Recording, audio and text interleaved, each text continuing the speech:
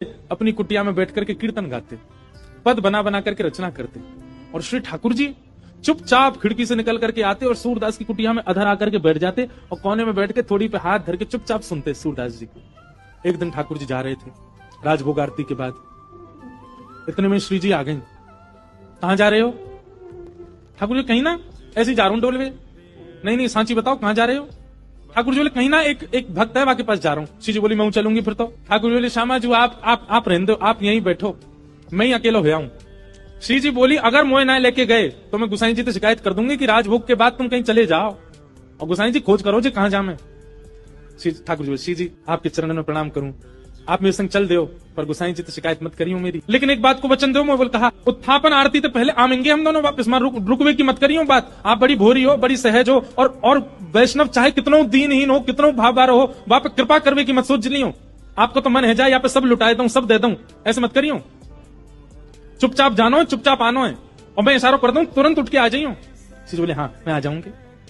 ठाकुर जी हाथ पकड़ के श्री जी को ले गए सूरदास जी की कुटिया में। सूरदास जी गा रहे हैं के सर तिलक मोतिल की माला वृंदावन के वासी, नेह लगाए त्याग गए तृण शम दार गए गल फांसी, अखियां हरि दर्शन की प्यासी, हरि दर्शन की।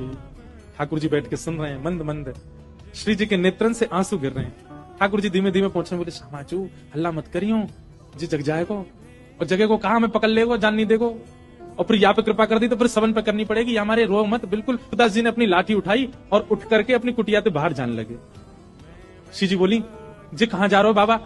अरे आंधरो बाबा कहीं गिर नहीं जाए, हम यहाँ के संग चलें, कहीं गिरवे बारो होगा तो बचा लेंगे। ठाकुर जी बोले मैंने पहले ही मना करी, आप तुझे सब कृपा पिपा ना करनी कोई पे, और समय है गो उत्थापन को, मैं गुसाई जी मंदिर खोल देंगे, चलो जल्दी मंदिर में।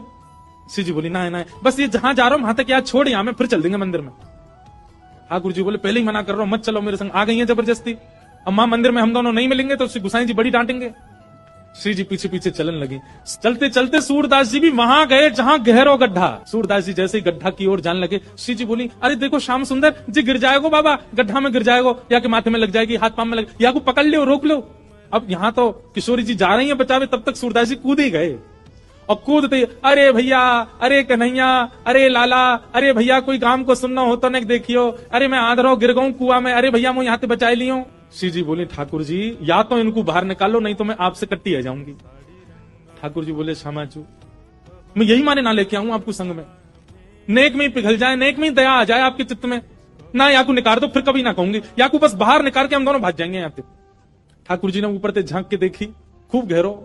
ठाकुर जी बोले कैसे निकालूं? श्री जी बोली एक तरीका है ना, आप अपनी कारी कमरी निकालो, मैं अपनी चुनरी निकालूं, दोनों में गुर्र गांठ बांध दो और बाकू नीचे पधरा दो, बाबा तो कह रहे पकड़ ले, पकड़ के हम यहाँ बाहर निकाल लेंगे। ठाकुर जी बोले ठीक है लाओ। श्री जी ने अपनी चुनरी दी, ठाकुर जी ने कारी कमरी पे बांध के और नीचे वह गड्ढा में डाल दी, और ऊपर से ठाकुर जी बोले बाबा हाँ भैया कौन है? अरे बाबा मैं यही गांव को छोड़ा हूँ, मैं अभी आवाज सुनाई दी, बाबा मैंने अपनो पटका नीचे डाल दिया, पकड़ लो, आ जाओ ऊपर को। सूरदास हाँ भैया कहाँ को? जाइए पकड़ लो। सूरदास जी ने पटका पकड़ो, श्री जी ठाकुर जी को खींच रही है, ठाकुर जी पटका को खींच रहे हो, पटका पकड़ के सूरदास ऊपर आ रहे हैं। कैसी कृपा सूरदास के ऊपर। सूरदास जी मन मन सोच रहे हैं, बोले आज ये कहीं निकल के नहीं भाग जाए मेरे हाथ पे। सूरदास जी जैसे ही बाहर आए, बाहर आते सूरदास जी ने ऐसा नाटक किया जैसे उन्हें ठोकर लग गई, और ठोकर लगते जैसे ही गिरन लगे ठाकुर जी की ओर, ठाकुर जी तो किनारे है गए, श्री जी के चरणन में जाके गिरे सीधे, और चरण पकड़ लिए कस के। अब जैसे ही चरण पकड़े सूरदास जी ने, ठाकुर जी ने श्री जी को हाथ पकड़ करके जोड़ते खींची, तो सूरदास जी के हाथ में किशोरी जी की नूपुर रह गई, और किशोरी जी को लेकर ठाकुर जी भाजे, वो जल्दी चलो बाबा पकड़ ले को। सूरदास जी बोले अरे भैया कहां को चलोगो?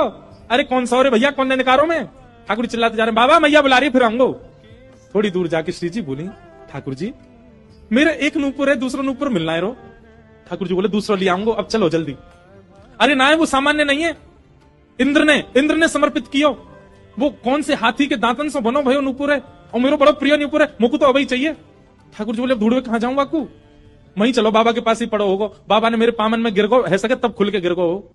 ठाकुर जी लौट के आए, ठाकुर जी लौट के आए, ठाकुर जी गए बाबा अरे भैया तू आगो, अरे मैं जो कह रहा हूँ मेरी एक सखी आई संग में, बा को नूपुर यहीं गिर गो, आपने देखो। सूरदास जी अपने बगल में दबा के बैठे। सूरदास जी बोले ना लाला मैंने तो ना देखो। बाबा आपके हाथ में लगता रहो बगल में, यही तो है मेरी सखी को नूपुर। अच्छा जे बोले हाँ ये, अरे जे तुम अभी अभी मिलो यहाँ पे। बाबा दे दो ना, ये मेरी सखी को नूपुर है। लाला जे नूपुर अगर मैंने तोय दे दियो और कहीं बाद में कोई सखी वास्तव में आके मुझे बोली बाबा मेरा नूपुर देखो का, मैं कैसे पहचानू कि वो सखी तेरे संग है? मेरे पास आंख तो है ना, मुझे दिख तो रोना है। तो बाबा हम कहते रहे कि नूपुर हमारा, बोले कहवे तो का होवे, एक नूपुर मेरे पास है तो निश्चित है दूसरा तुम्हारे पास ही होगा, दूसरे नूपुर की पहचान करा तो पहले दे दूंगा।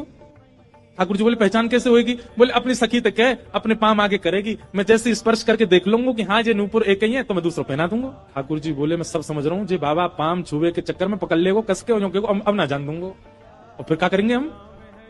श्री जी बोली कोई बात ना, मैंने अरे नहीं श्री जी आप पीछे रहो, मैं दूसरा दबाई दूंगा, नाम हो तो वही चाहिए जो सूरदास के हाथ में। श्री जी आगे बढ़ गए, लो बाबा नूपुर देख लो। सूरदास जी ने जैसे स्पर्श किया समझ गए, अरे हाँ भैया ये तो वही नूपुर है, लो मैं पहना दूं। दूसरे पाम में सूरदास जी ने पहनायो और पहनाते ही महाराज अंक में भर लिए श्री जी के चरण। बोले अब ना जान दूंगो, मैं जान गया हूं जो साक्षात वृषभानु दुलारी हैं, और लाला तू जो मुख निकाल के गयो मैं सब जान गया हूं, तू नंद जी को लाला है, जीवन निकल गाते गाते तुम दोनों के यश को आज पहली बार पकड़ में आयो, अब नहीं जान दूंगो। ठाकुर जी ने खूब खेची पर श्री जी नहीं छोड़ी सूरदास जी ने। ठाकुर जी बोले बाबा तू जो कहेगो सो करेंगे, जे बताओ करनो कहा है, तू कैसे छोड़ेगो? मैं नेत्रन से आंध हूं, मुंह दिखे ना है, पर मैं आपसे एक ही वरदान चाहूं, मेरे एक नेत्र में सदा श्री जी और दूसरे नेत्र में सदा आप विराजमान है जाओ, आपके नित्य दर्शन मुंह को होयो करें, बस यही वरदान दे दो। प्रिया प्रियतम दोनों ने युगल रूप में खड़े है करके सूरदास जी के नेत्रन पे हाथ धर दिए और कही सूरदास खोल के देखो।